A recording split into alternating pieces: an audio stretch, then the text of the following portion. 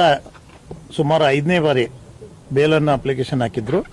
ಅದ್ರ ಮೇಲೆ ಆರ್ಗ್ಯುಮೆಂಟ್ ಆಗಿ ಇವತ್ತು ಆರ್ಡರ್ಸ್ ಕೂಡ ಆಯಿತು. ಹೀಗಾಗಿ ಇವತ್ತು ಹೈಕೋರ್ಟ್ನಲ್ಲಿ ರಿಜೆಕ್ಟ್ ಆಗಿದೆ.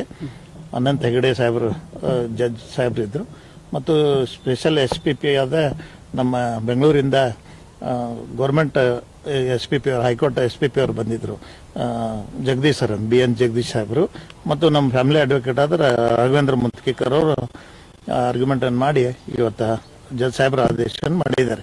ಇವತ್ತು ಬೇಲ್ 5ನೇ ಬಾರಿ ರಿಜೆಕ್ಟ್ ಆಗಿದೆ. ಇದಕ್ಕೆ ಹಿಂದಿನ ಸಲ ಹುಬ್ಳಿಯಲ್ಲಿ ಇದ್ದಂಥ DJ ಕೋರ್ಟ್ನಲ್ಲಿ 2 ಸಲ ಹಾಕಿದ್ರು, ಅಲ್ಲಿ ರಿಜೆಕ್ಟ್ ಆಯಿತು. 2 ಸಲ ಹೈಕೋರ್ಟ್ನಲ್ಲಿ ಹಾಕಿದ್ರು, ಅವಾಗ ಹಿಂತಕೊಂಡಿದ್ರು 2 ಸಲ.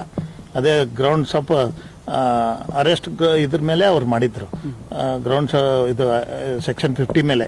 ಅದ್ರ ಜೊತೆಗೆ ಇವತ್ತು ಕೂಡ ಅದೇ ಇದಾಯಿತು, ರಿಜೆಕ್ಟ್ ಮಾಡಿದ್ದಾರೆ.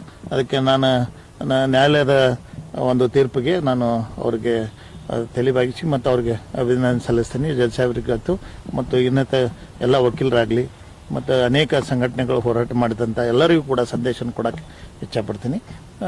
ಇನ್ನು 6 ತಿಂಗಳ ಒಳಗೆ ಕೇಸನ್ನು ಮುಕ್ತಾಯ ಮಾಡಬೇಕಂತ ಆದೇಶ ಆಗಿದೆ. ಇದಕ್ಕೆ ಪೂರ್ವದಲ್ಲಿ ಇನ್ನೊಂದು ತಿಂಗಳದಾಗ ಅಂದ್ರೆ ಈ ಕೇಸನ್ನು ಅಂತಿಮ ತೀರ್ಪು ಬರ್ಬೋದಂತ ನಿರೀಕ್ಷೆಯಲ್ಲಿದ್ದೀನಿ. ಸಾಕ್ಷಿಗಳು ಈಗಾಗಲೇ 50% ಮುಗಿದಿದ್ದಾವೆ, ಇನ್ನು 50% ಆಗಬೇಕು. ಅದರದ್ದು ಟ್ರಯಲ್ ಕೋರ್ಟ್ನಲ್ಲಿ ಮಹೇಶ್ ವೈದ್ಯ ಅಂತೇಳಿ ನಮ್ಮೇನು CID SPP ಸಾಹೇಬರು ಮಾಡ್ತಾ ಇದ್ದಾರೆ. ಅದಕ್ಕೆ ಮುಂದಿನ ತಿಂಗಳ ಮೋಸ್ಟ್ ಪ್ರಾಬಬ್ಲಿ ಆದೇಶನ ಆಗ್ಬೋದಂತ ಕಾಯ್ತಾ ಇದ್ದೀವಿ.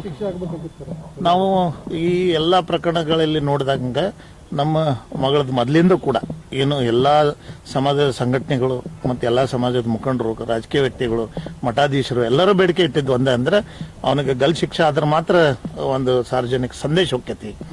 ಇದು ಇಂಟರ್ನ್ಯಾಷನಲ್ ಕೇಸ್ ಇರೋದ್ರಿಂದ ಮತ್ತು ಸೆಂಟ್ರಲ್ನಲ್ಲಿ ಇರ್ತಕ್ಕಂಥ ಮಂತ್ರಿಗಳು ಕೂಡ ಇದನ್ನು ಅಬ್ಸರ್ವೇಷನ್ನಲ್ಲಿದ್ದಾರೆ.